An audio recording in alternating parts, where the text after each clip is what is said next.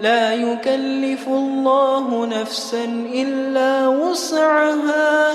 لها ما كسبت وعليها ما اكتسبت ربنا لا تؤاخذنا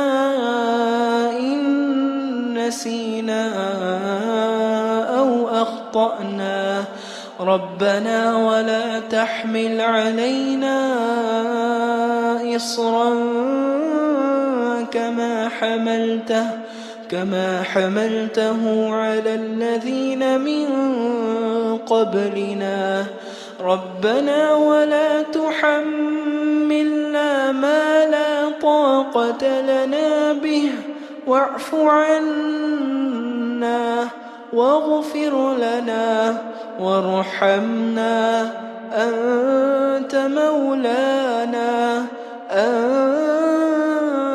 مولانا